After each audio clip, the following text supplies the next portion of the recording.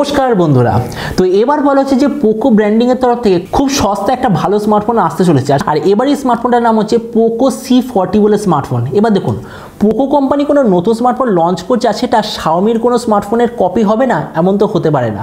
তো এবারের এই যে পোকো C40 বলে স্মার্টফোনটা এটাও আসলে হলো শাওমির একটা ফোনের কপি হতে চলেছে। তো এই ভিডিওতে আমি আপনাকে বলবো এই যে C40 বলে যে স্মার্টফোনটা আসতে চলেছে এটা ডিজাইন স্পেসিফিকেশন কবে লঞ্চ হবে আর কি দামে লঞ্চ হবে আর যে দামে লঞ্চ হবে সেই দামে আপনার কি এটা নেওয়া উচিত কি উচিত নয় এই সব কিছু সম্বন্ধে ভিডিওতে আমি আপনাকে বলবো। তো চলুন শুরু করা যাক ভিডিওটা কোনো সময় নষ্ট না করে। আপনি যদি গ্যাজেট ওয়ার্ল্ড বাংলা চ্যানেলে প্রথমবার আসেন আর এরকম বাংলা টেক ভিডিও डेली देखते चान ताहले gadget world Bangla channel subscribe অবশ্যই করে নেবেন। তো প্রথমত আলোচনা করব এটা ডিজাইন সম্বন্ধে।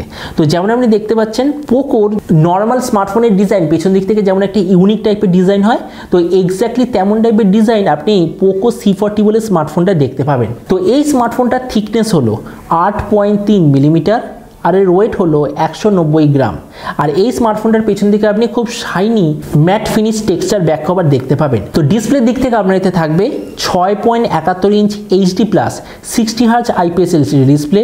তার সঙ্গে কোনো ধরনের হাই টাচ স্ক্রিন দেখতে পাবেন না।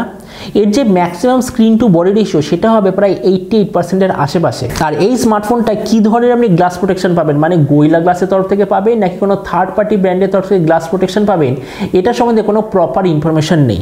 আর এটা অবশ্যই মনে রাখবেন যে এই স্মার্টফোনটার যে ডিসপ্লে পূর্ণ যুগের পাবেন ভি শেপড নচ। প্রসেসরের দিক থেকে আপনাদের থাকবে স্ন্যাপড্রাগন 680 প্রসেসর যেটা এমনিতে তো খুব ভালো ব্যাটারি সেভিং করে কিন্তু পারফরমেন্স অত ভালো নয় মানে ডে টু ডে কাজ ঠিকঠাক করে দেবে কিন্তু আপনি যদি হেভি গেমিং করতে চান তাহলে অত ভালো এটা হবে না। ক্যামেরার দিক থেকে আপনার এতে থাকবে 50 আর 2 মেগাপিক্সেলের ব্যাক ক্যামেরা তার সঙ্গে 5 মেগাপিক্সেলের ফ্রন্ট ক্যামেরা। তো এবার এই স্মার্টফোনটা বলেছে টোটাল দুটো ভেরিয়েন্টে লঞ্চ হবে 464GB আর 4 128GB টোটাল দুটো ভেরিয়েন্টে লঞ্চ হবে। এর র্যামের কোয়ালিটিটা হবে LPDDR4X আর এর মেমোরি কোয়ালিটিটা হবে UFS 2.2 আর তার সঙ্গে আপনি অবশ্যই ভাবে 2+1 কার্ড স্লট দেখতে পাবেন আর এর সঙ্গে আপনি 2GB অবধি ভার্চুয়াল র্যামও পাবেন। তো ব্যাটারির দিক থেকে আপনার এতে থাকবে 5000 mAh ব্যাটারি তার সঙ্গে 18 ওয়াটের চার্জিং সিস্টেম আর যে কানেক্টিভিটি সেটা আপনার থাকবে USB Type-C। তো এবারে স্মার্টফোনের বাকি কিছু ফিচার যেতে আপনি সিঙ্গেল স্পিকার পাবেন কোনো ধরনের ডুয়াল স্টেরিও স্পিকার অপশন থাকবে না। অ্যান্ড্রয়েড 11 হবে out of the box 3.5mm Jack rear mounted fingerprint sensor এই সব কটা অপশন আপনি এতে দেখতে পাবেন। তো এবার সবচেয়ে মেইন জিনিস এই যে স্মার্টফোনটা কবে লঞ্চ হবে কি দামে লঞ্চ হবে। তো আমি এখনো পর্যন্ত যেরকম ইনফরমেশন পেয়েছি এই স্মার্টফোনটা এই মে মাসের স্টার্টিংয়ে লঞ্চ হওয়ার সবচেয়ে বেশি চান্স। আর এরপর আপনি যেটা প্রাইস সম্বন্ধে বলি তো দেখুন আপনি এটা তো জানেন ইন্ডিয়াতে শাওমি যে স্মার্টফোন যে দামে লঞ্চ করে সেম স্মার্টফোন পোকো 500 বা 1000 টাকা কমে অবশ্যইভাবে লঞ্চ করে। তো ওই জন্য বলা হচ্ছে যে এই যে পোকো C40 বলে স্মার্টফোনটা এটা ফ্লিপকার্টে লঞ্চ হবে ওই 10,000 টাকার আশেপাশে। আর আপনি যদি ভিডিওটা বাংলাদেশ থেকে দেখে থাকেন তাহলে ধরে নিন বাংলাদেশ এটা লঞ্চ হবে ওই 15,000 বাংলাদেশি টাকার আশেপাশে।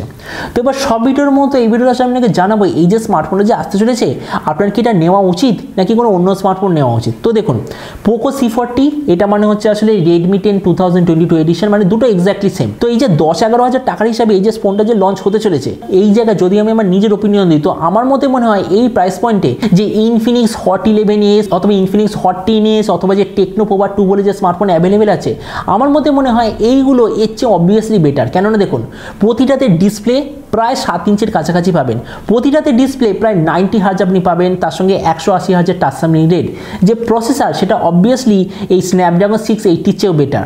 ক্যামেরার দিক থেকে সবকটাই সেম। ব্যাটারির দিক থেকে কেউ আপনাকে দিচ্ছে 6000 mAh ব্যাটারি কেউ আপনাকে দিচ্ছে 7000 mAh ব্যাটারি কিন্তু সেখানে শাওমি আপনাকে দিচ্ছে 5000 mAh ব্যাটারি। এই প্রাইস পয়েন্টে টেকনো অথবা ইনফিনিক্স আপনাকে 464GB ভেরিয়েন্ট দিচ্ছে এরও আপনাকে এক্স্যাক্টলি সেম ভেরিয়েন্ট দিচ্ছে। আবার ইনফিনিক্সের ভেরিয়েন্টটা আপনাকে তো ডুয়াল স্টেরিও স্পিকারও দিচ্ছে। তো ওই জন্য ওই হিসাবে আমি আপনাকে এটাই বলবো আপনার যদি টার্গেট থেকে 10 থেকে 11,000 টাকার মধ্যে তো এই যে পোকো C40 বলে যে স্মার্টফোনটা আসতে চলেছে আমার মতে মনে হয় এটা অত বেশি ভ্যালু ফর মানি স্মার্টফোন হবে না। কেননা সেম প্রাইস পয়েন্টে টেকনো অথবা ইনফিনিক্সের তরফ থেকে বেটার স্মার্টফোন অলরেডি মার্কেটে অ্যাভেলেবেল আছে। আর এই যে টেকনো বা ইনফিনিক্সের স্মার্টফোনটা আমি বলছি এগুলো আমার কাছেও আছে আমি নিজে দেখেছি 10 থেকে 11,000 টাকার মধ্যে টোটালি আনবিটেবল স্মার্টফোন।